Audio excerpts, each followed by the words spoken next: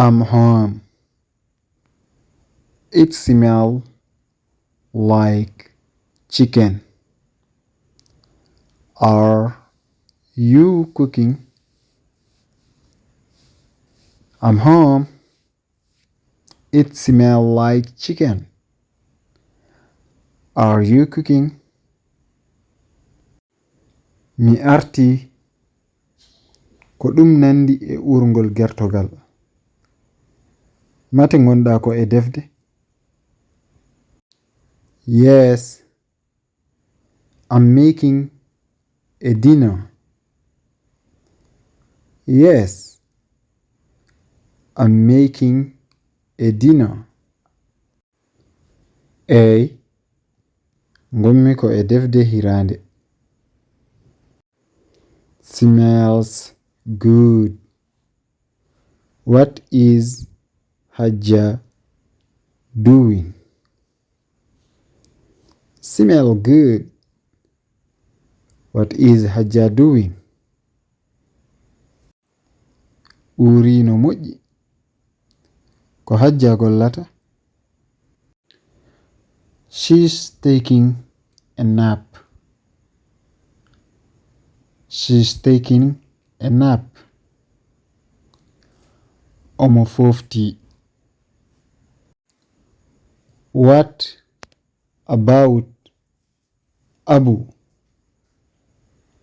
Is he doing his homework? What about Abu? Is he doing his homework? Abu non o reftima bindi makko ɗi? No, he is cleaning his bedroom.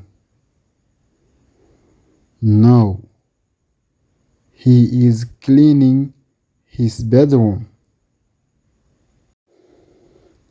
Ala, o woni ko e fittude suudu makko ndu. So, who is looking after the baby?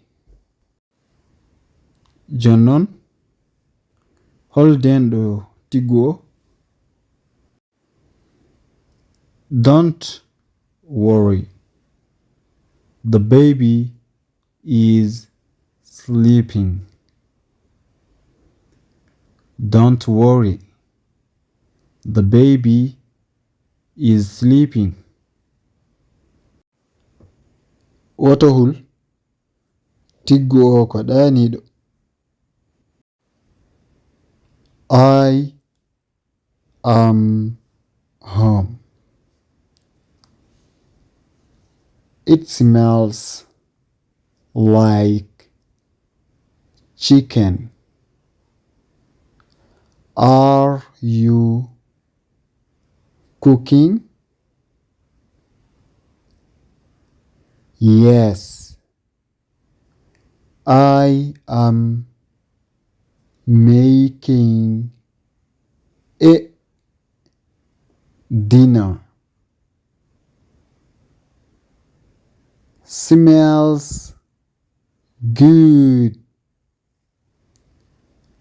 What is Hajja doing? She is taking a nap.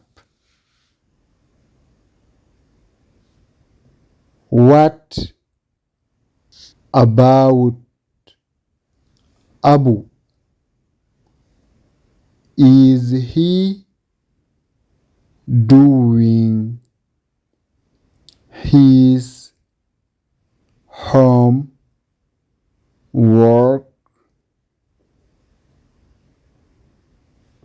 No,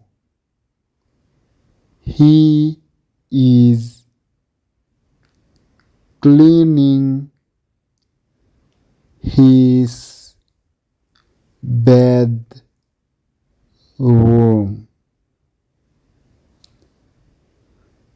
So,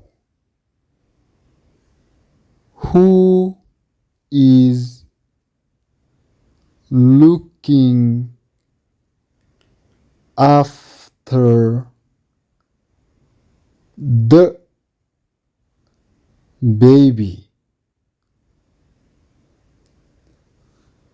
Don't worry, the baby is sleeping. I am home. It smells like chicken. Are you cooking? Yes, I am making a dinner. Smells good. What is Hajar doing? She is taking a nap. What about Abu? Is he doing his homework? No, he is cleaning his bedroom.